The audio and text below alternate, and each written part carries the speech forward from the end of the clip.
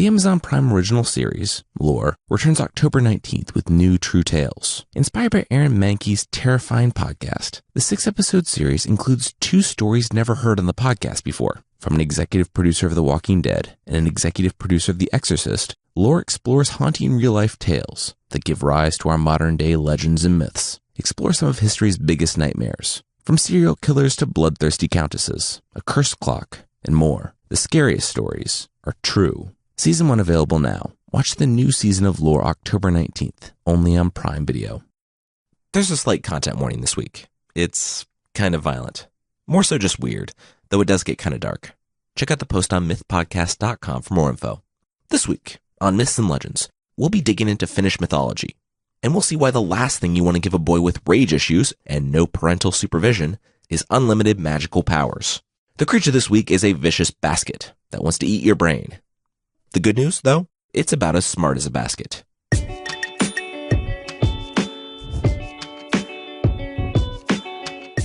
This is Myths and Legends, episode 127, The Boy Who Lived. This is a podcast where I adapt stories from mythology and folklore. Some are incredibly popular stories you think you know, but with surprising origins.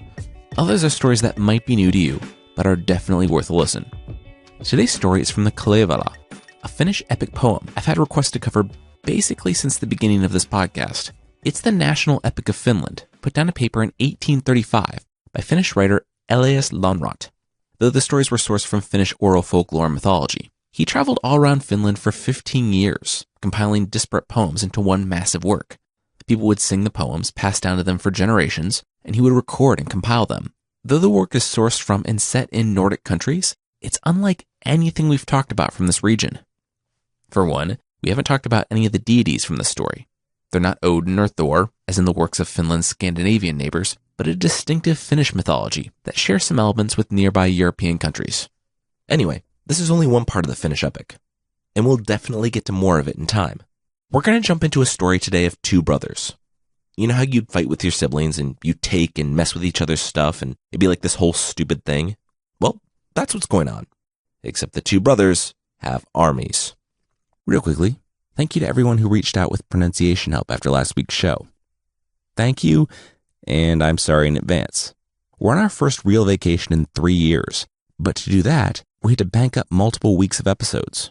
This was when we recorded ahead of time, and to correct the mispronunciations would mean re-recording the whole episode. Thanks again to all who reached out with help.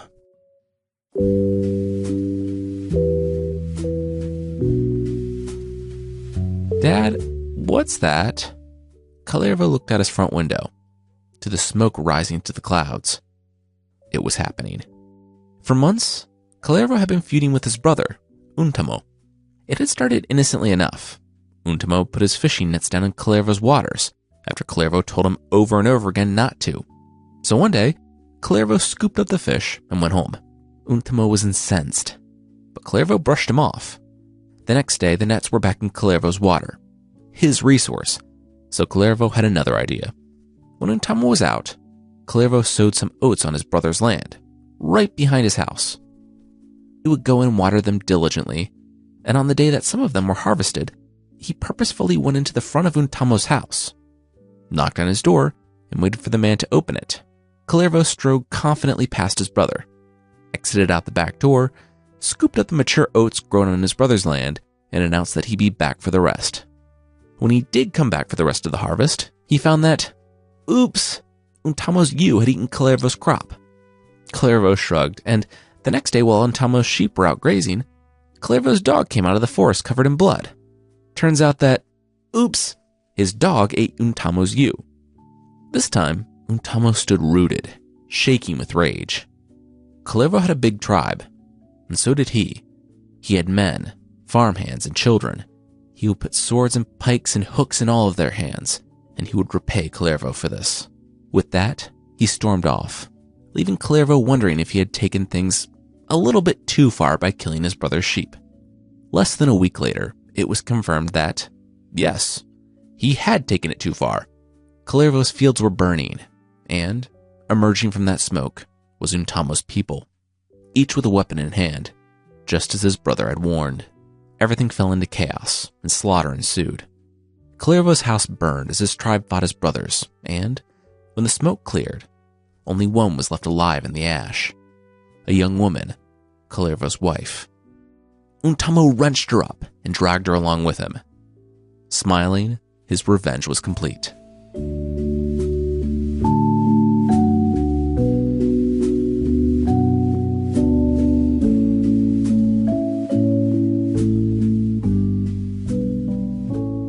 After a couple of months of making the young woman, now a slave, sweep the floors, Untamo realized that she tired really easily. He investigated, aka looked at her, and found out that she was 8 months pregnant. After that, he cut her work down to just 10 hours a day, to be kind. A boy was born, and Untamo couldn't be happier. The one survivor of his brother's name, and the boy was going to be his. It was almost too perfect. He wanted to name the boy Warrior, but his mother won out.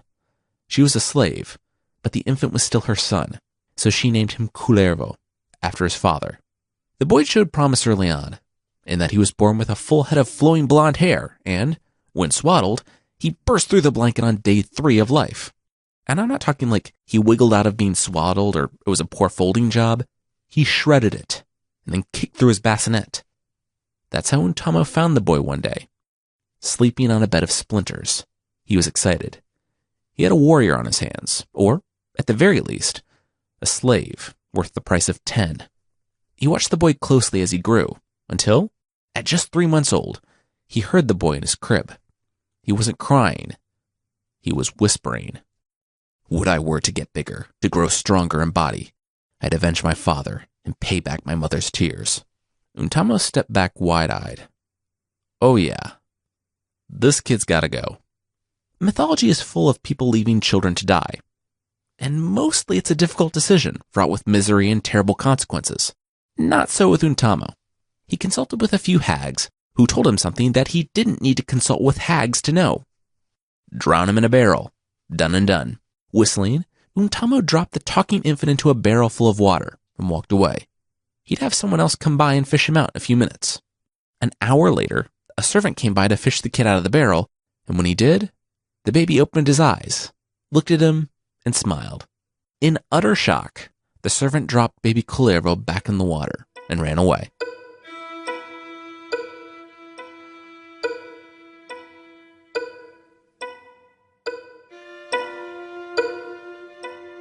Three days later, Untamo stood berating the group of hags. The barrel thing obviously didn't work. The women shrugged. What could they say? It worked on all the kids they tried it on. Untamo blinked a moment at the thought. Anyway, Untamo explained that they had found the boy sitting on the edge of the barrel, a copper rod in his hand. How he got that? They had no idea, but he was fishing. Seeing as this was all totally normal and not alarming at all, did the hags have any other methods to kill this magical talking baby that made threats on people's lives and also taught himself to fish? The solution was as simple as it was incorrect. Untamo ordered his serfs to gather together a bunch of wood, set it ablaze, and then toss the baby on it. The bonfire was so massive that it burned for 3 days straight, and, at the end of it, the baby was found rolling around in the ashes, laughing, not a hair on his head singed. At the third attempt, Untamo wasn't even mad. He was just impressed. They tried to hang the infant and left him on the tree for 3 days. But not only did he not die, they really should have seen that one coming at this point, but he'd broken off a thorn and, swinging close and adjusting his grip, he managed to carve a mural into the side of the tree. It was of men with swords surrounding Untamo's house and killing them. Untamo could see that a powerful magic protected the boy. He didn't know if it was the power of his family watching over him, or if he had some sort of latent ability that was keeping him alive, or what. But not only was trying to arrange the death for the kid not working, it was tiring. So Untamo came up with another idea. He sold the boy's mother into slavery, and decided to try and raise the boy as his own son.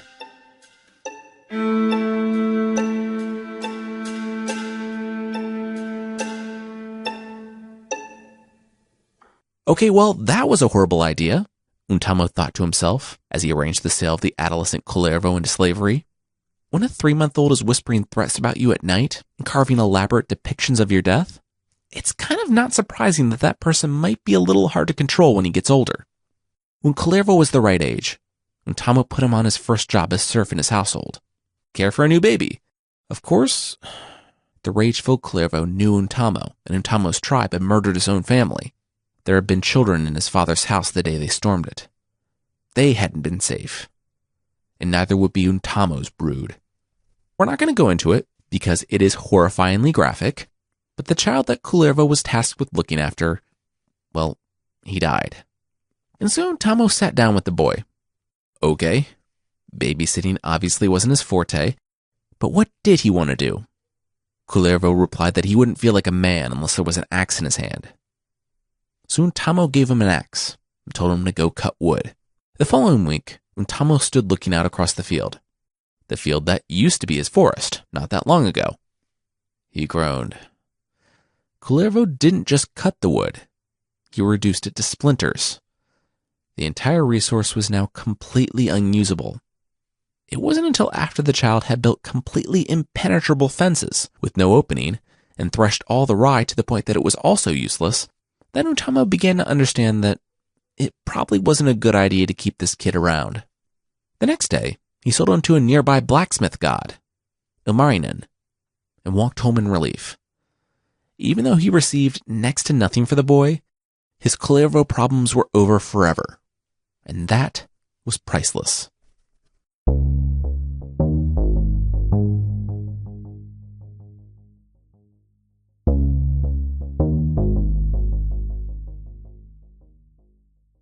We'll see what happens on this next stage of Kullervo's life, but that will be right after this. The right hire can make a huge impact on your business. For us, the right person gets what we do and our style, and so they make things run smoothly, more efficiently. That's huge for us. And also difficult. Where do you find this ideal person? Instead of just posting on a job board, which most people don't even check, post your job to a place where the people go every day to make connections, grow in their career, and discover job opportunities. LinkedIn. Did you know most LinkedIn members haven't checked a job board recently, yet 9 out of 10 members are open to new opportunities, and 70% of the US workforce is on LinkedIn.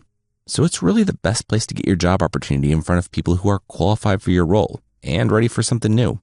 It's the best way to find the right person to help you grow your business. That's why a new hire is made every 10 seconds using LinkedIn. Hurry to linkedin.com/myths and get $50 off your first job post. That's linkedin.com/myths to get $50 off your first job post. linkedin.com/myths. Terms and conditions apply. Support for today's show comes from the new Amazon series Homecoming, directed by Sam Esmail, the creator of Mr. Robot. Based on the critically acclaimed podcast by Eli Horowitz and Micah Bloomberg, Homecoming stars Julia Roberts as Heidi Bergman, a caseworker at the Homecoming Transitional Support Center. But 4 years after starting a new life, Heidi is faced with questions about why she left the facility. And she realizes there's a deeper story beyond the one she's been telling herself. It's an intriguing plotline, a great cast, and now it's here. Don't miss Homecoming. Stream now, only on Amazon Prime Video.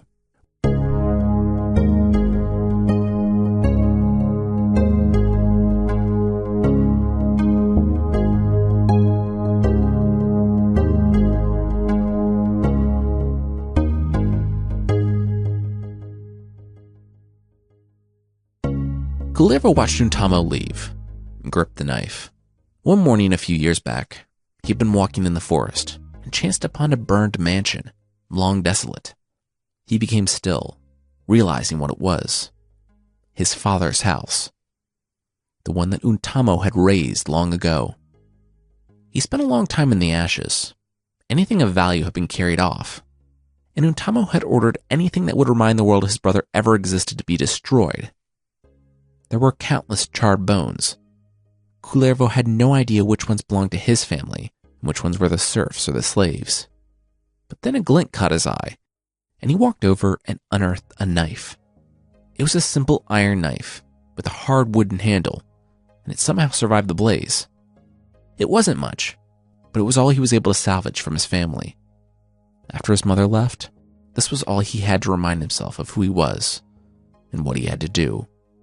Kullervo hid it away, and when he was sold to the blacksmith god, he brought the knife with him. It was a comfort.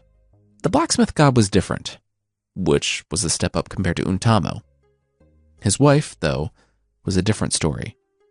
Kullervo didn't know if she had anything against him in general or was just sadistic, but she would make him work all hours of the night, took away even the hay he had to sleep on, and ordered him beaten if he made even the slightest mistake. Still, Kullervo made the best of his situation and improved every day. He didn't complain, and soon he didn't make any mistakes either. Now, the wife had no cause to mistreat him. And yet, she was relentless. He got a new job watching over the animals grazing in the fields, and when he looked into his pack, he looked back up in confusion. Bread? The wife nodded with a smile. Fresh-baked, buttered bread? The wife's smile disappeared. Yeah, bread. Now get out of here.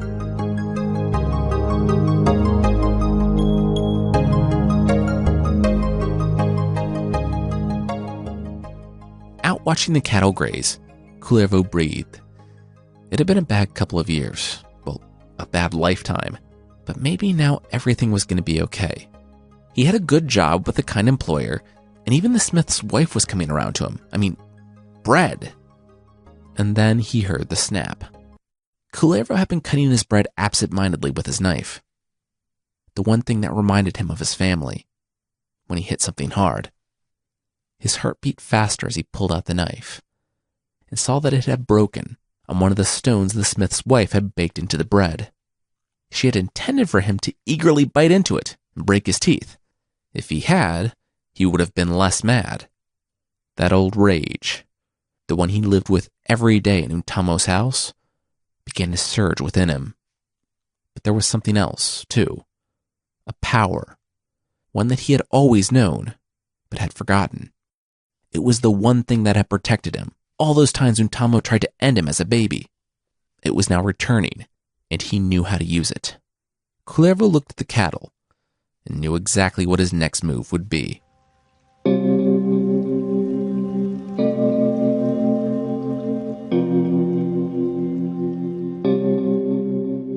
Oh, hey, Kullervo. How was lunch? The smith's wife asked when Kullervo returned. He looked up. Oh, it was great. Thanks so much for the bread. That was super nice of you. Anyway, the cows are back and they need to be milked, so tell the person who does that. The wife looked around. Where was the old serf that milked them? It'll be night soon.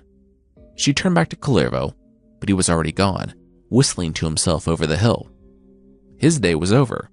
The wife called out for the old woman, sighed, and stormed out to the cows herself. She didn't know that the old woman was standing on the other side of the room, rooted in place, invisible and inaudible, yelling out to her master that she was stuck. She heard her. Something was going on. The wife fumed as she looked at the pail and rolled up her sleeves. When she found that old woman, the thing she was going to do for making her come out here and debase herself like this. Angrily, she opened the cow pen and immediately realized that all the cows were watching her. The wife looked around in alarm. That was strange. The cows never seemed so laser-focused on anything, let alone a person. They started to fan out, almost as if they were surrounding her. She walked up to the closest cow and set her stool down, grabbing the udders and getting to work, but even though the udders were swollen with milk, nothing came out. Then, the wife blinked. She wasn't tugging on the udders of a cow, but those of a massive she-wolf. In fact, there wasn't a cow in the pen. It was full of wolves and bears. The wife staggered backwards, but only managed a short scream before the first wolf was on her.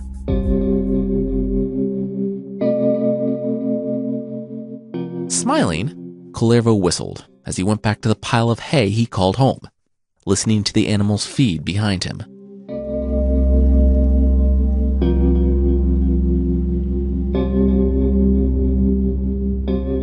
It was easy to pack. The only thing that Kullervo had that meant anything to him was that broken knife. He didn't know where he would go or what he would do, but he did know that he didn't want to be here when the Smith god put two and two together and learned that Kullervo's latent magical abilities had manifested, and he used them to kill all the Smith's cows and cast an illusion that made the wolves and bears look like the dead livestock, and then lured said dead livestock into a pen, where he tricked the man's wife into milking them and getting eaten. as is the super common MO that anyone would piece together immediately. As he strode across swamps, Kullervo sang. He sang to push away the other thoughts, that he was unloved, alone, in a world full of people who only hated him and abused him. That night, after traveling for a day sprinting through the forest and huddling up next to a log, he stared off into the swamp.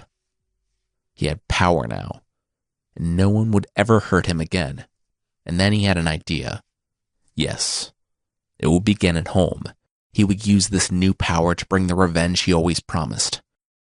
He would return for Untamo, the man who had killed his family. That's not exactly correct, said a voice. Kullervo screamed and held the broken knife out in front of him. Who said that? A hunched woman shuffled out from the trees and nodded in greeting. She was just a terrifying witch who lived alone in the swamp. You know, the standard stuff. Anyway, she was going to leave him alone, but he was wrong. His family wasn't dead. That couldn't be correct. This was his whole character arc. A boy whose parents had been murdered, bent on revenge against the evil uncle who did it. All of this was coming as a huge surprise. The witch grinned and patted young Kullervo's shoulder. It was a compelling narrative, true, but again, wrong. He understood, didn't he? Kullervo couldn't believe it. Well, then where were these long-lost family members anyway? The witch pointed north, toward Lapland. Kullervo's father had fled in the chaos, and when the boy's mother came up for sale, he sent friends south to buy her in secret. He'd reestablished his tribe far from Untamo, and he was now a fisherman. If Kullervo followed the nearby river, he would be there in a couple of days. This was a lot to take in. Kullervo sat back, stunned. His whole life, everything he knew about himself, was wrong. His family was alive. This was the best day of his life. Or it was supposed to be.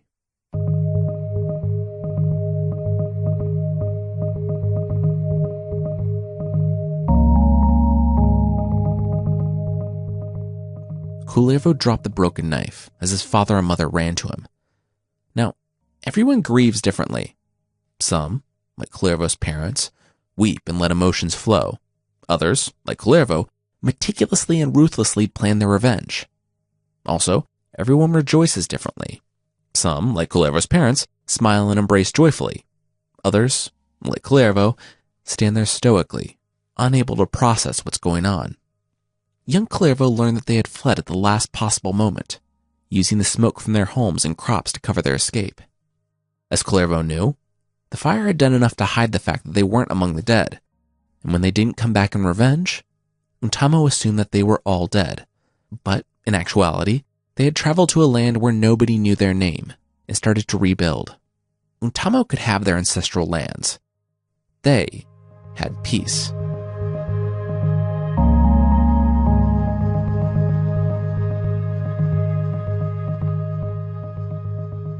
Gradually, Kullervo grew accustomed to life in his father's house. It was strange, working for someone who actually cared. And Kullervo tried. He really did. But when he plowed the fields, he did it so fast that when he turned back around, the plow was completely destroyed. When he went fishing, he braced himself on the boat and tore it apart. His father decided that his son was strong and a little ruthless, and the parents had been having a hard time collecting taxes from the village they established. Maybe Kullervo could make something work. And so he did. Riding back on his sleigh from the village with a chest full of money, Kullervo was feeling pretty good.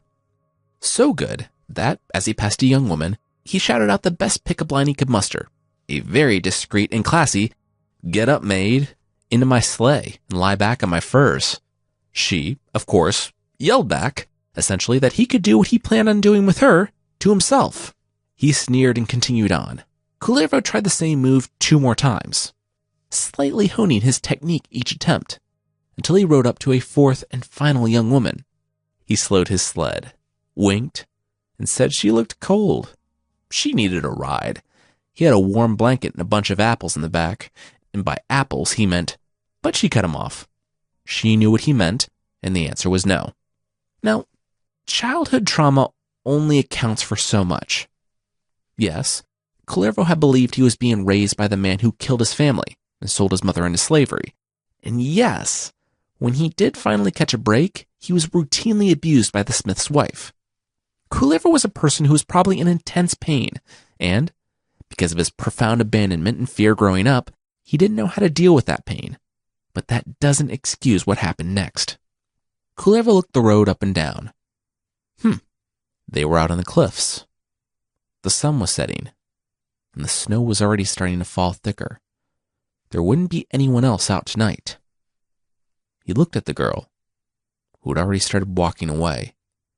Kullervo had a sled, though, and with his considerable strength and magical powers, it wasn't difficult to get the young woman aboard.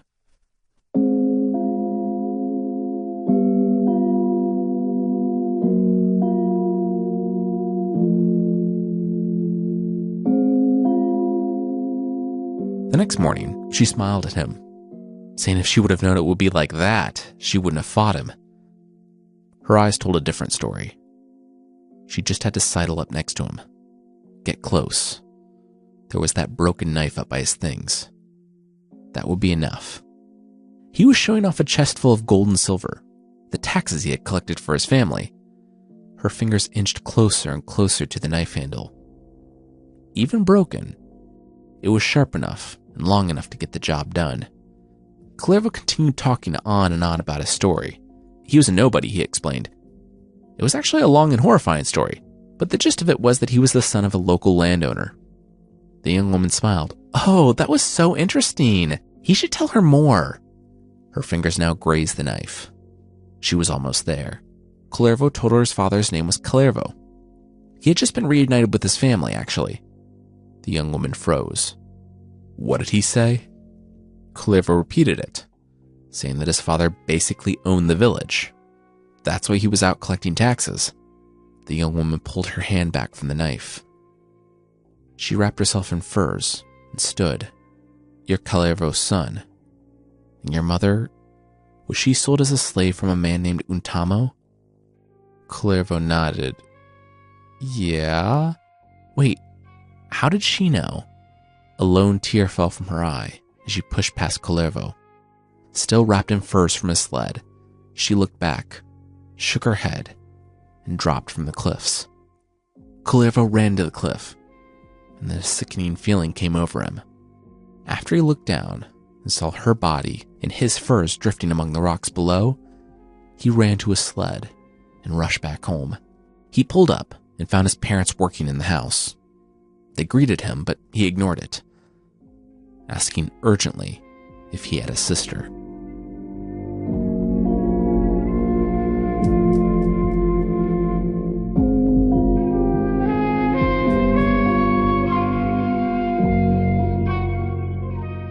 She had disappeared from the family years ago. It's when they first arrived in Lapland. She had been just a girl at the time, out watching the goats as they grazed. She was collecting flowers and lost track of time, and the goats knew the way home, but she didn't. Cold, she found her way to a village, not the one that would be her father's, but another, and she slept in any warm place she could find, sometimes even fighting the rats for food. She sold her weavings for money, and eventually had enough for a home and a roof. She had been on her way back from getting supplies when Kullervo had found her. Of course, the family only knew that she had disappeared. The wilderness was dangerous, and after the first winter, they could only assume she was dead. That's why they never told Kullervo about her. Kullervo didn't hear anything after that. He didn't hear that it wasn't his fault. Of course, his version of the story was that he met a girl and fooled around a little bit in his sled, leaving out one crucial and horrifying detail. He had raped his sister, and he had driven her to her death. That's when he knew it. He didn't belong here. Kullervo had diverted from his sacred mission, the one thing that made sense to him in his life, taking revenge on Untamo and his tribe. It didn't matter that Untamo didn't kill his family. His uncle thought he did, and that was enough. Kullervo's life was nothing but pain, and he would only ever bring pain. He decided that he didn't deserve to live among these people, and if he didn't make it back, all the better. He told his family as much, and they, of course, were outraged. They couldn't lose a son and a daughter. If he went to war against Untamo alone, he would die, just as so many in their tribe died the day Untamo brought war on them, and they had been nearly equally matched at the time. But Kullervo wouldn't listen. He turned to his father, asking if the man would weep for him. His father clenched his jaw and stared at his son. He wouldn't waste another thought on Kullervo. He put his hopes on having another child, a better son who wouldn't do something like this to them. Well then, Kullervo stood. He wouldn't weep for any of them either when they died. Nearly knocking the door off its hinges as he pushed it open, Kullervo disappeared out into the snow.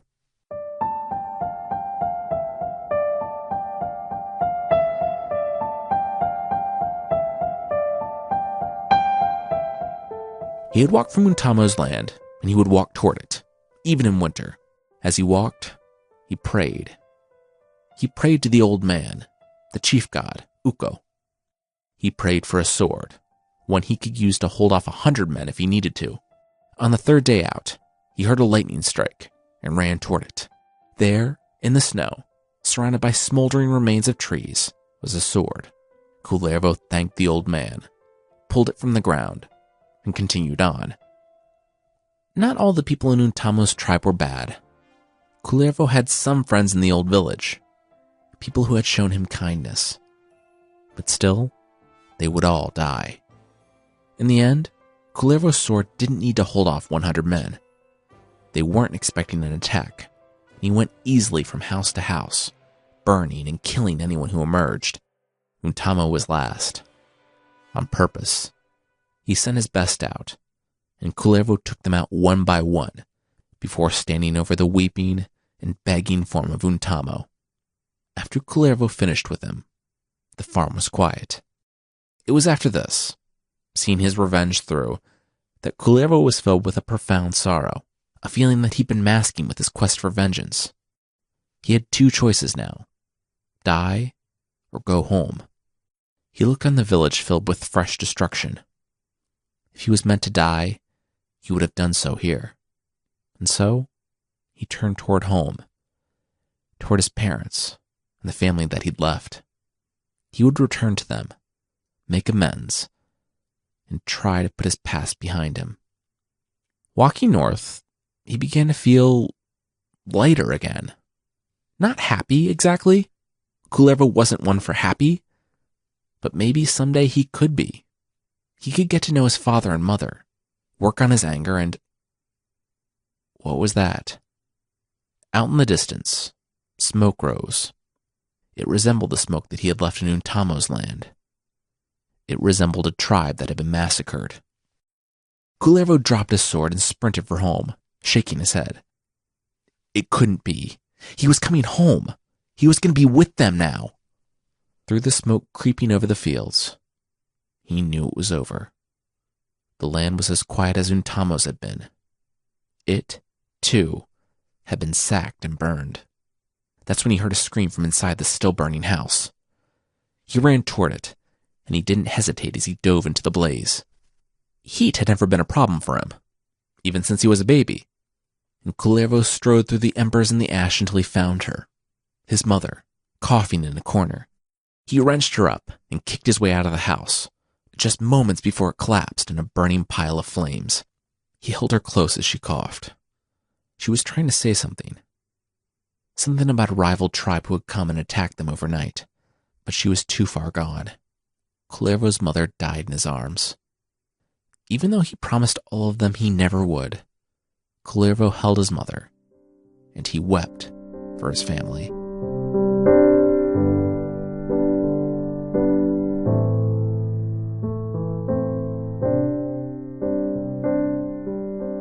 He could have saved them. The thought tore away at him. If he had just given up his quest for vengeance, had let go of his anger, he could have been here to stop the attack. Instead, he destroyed an entire tribe by himself. He could have stayed and protected his family, but he chose his revenge instead. Kullervo staggered from the debris, away from the village by the way he had come. He was looking for something. He was looking for it. When at last he found the sword, Kullervo held it out in front of him. He asked the sword if it drank the blood of the innocent alongside the blood of the guilty, and the sword replied that it did. All swords did. Kullervo nodded and buried the sword in his chest. That was the day the entire line of both of the two brothers ended.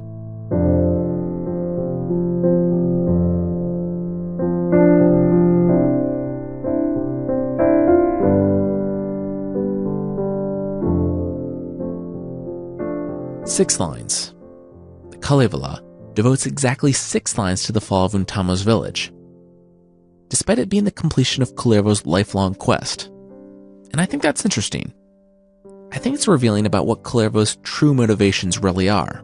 For some contrast, the poem devotes several stanzas to Kullervo denying that his family means anything to him before he returns to his ravaged home and spends several lines weeping. The story seems to be a commentary on revenge. In the sagas of the various peoples of the Nordic countries, to say revenge is a common theme is an understatement. Sometimes it seems like it's the only theme. I mean, think back to the Volsungs and Erowad for 2 super prominent examples from this podcast alone. This one, though, it does something different. Kullervo doesn't need to avenge his family. He can choose to live in peace and, unlike a lot of sagas, there's no voice in his ear spurring him onward. He's a one-man cautionary tale to the theme of following your vengeance to the bitter end, as seems so prominent in many of these stories. Was Kullervo too broken, too scarred from his experiences to be anything else? I'm not sure. The moral that's stated at the end of the story is that you should treat your children well, or they'll end up like Kullervo. Though, I think the type to sell their child into slavery is probably not going to be the ideal audience for that bit of wisdom. I read that the story is unique among folklore in its realistic depiction of the effect of child abuse that has an effect on a person into adulthood. Some trivia about this story. It's pretty famous, and it's actually the first story J.R.R. Tolkien tried to write. He wrote it as a short story that wasn't published in his lifetime. But up until his go at this in 1914, he'd only written poetry, so his adaptation of this was his first time writing prose. It was edited and published in 2010, and the Telegraph called it, quote, his undeniably darkest work. That's it for this week. Next week we're in Irish folklore, where a dying queen knows exactly what genre of story she's in, and warns her husband about evil stepmothers. Of course, he doesn't listen at all. I want to say thanks to Bubba 5001, BIOT Buttercat, nice, Prisoner Number 6, Smoky Boy 92, BYL Chain, Grimbo, Gina Morella, MCart 1916, Mod Lass, I'm Not Listening. I mean, you kind of are, though. Thanks for the 5-star review, too. Tuppy274, Nixisa, and Coconut Killer for the reviews on Apple Podcasts. Thanks so much for listening and for your review. If you'd like to leave a review, Apple Podcasts is still the best place, and you can find the show there at apple.mythpodcast.com. And there's also a membership thing on the site. For less than the price of Cooking with Coolio, 5-star meals at a 1-star price, you can get extra episodes, source pack ebooks, and ad-free versions of this show. I don't have anything snarky to say about Cooking with Coolio. Apparently the guy's been cooking for a long time and has a fairly high-rated cookbook out. Who knew? Anyway, check out support.mythpodcast.com for more info on the membership.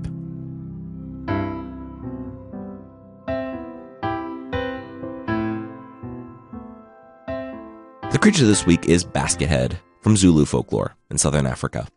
Now, when an ox was slaughtered in Zulu society, they threw a slaughter party, which is a rough name for something that's actually really nice. They share the ox around, and women are invited to come with their baskets and gather ox meat. Unfortunately, some things show up that aren't invited, like Baskethead. It's like a hyena the size of a direwolf, also with a basket on its head. It still has the sharp teeth and claws, though, so it can be very convincing in getting people to climb aboard. It's not super picky, but it does prefer human brains. Unfortunately, our brains are the most protected part of our body. Well, long ago, Baskethead worked out a way to crack that particular nut. Basically, he just takes us to a nearest cliff and throws us off of it. He picks his way down, and if the fall didn't expose some brain, he'll scoop the body back up in his head and try again.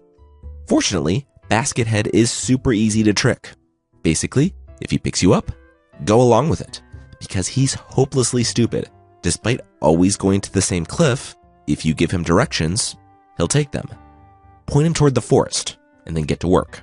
For the walk through the forest, discreetly pluck branches and leaves from the trees. until you've collected basically any weight at all. When you get close to a low-hanging, sturdy branch, grab onto it and pull yourself up. He'll keep taking you all the way to the cliff. Toss off a basket head full of branches and leaves, and be confused that this has happened to him for the 500th time. Seriously though, once the first person figured this out, everyone else in the village kept using the same tactic, and I think basket head is believed to be extinct now.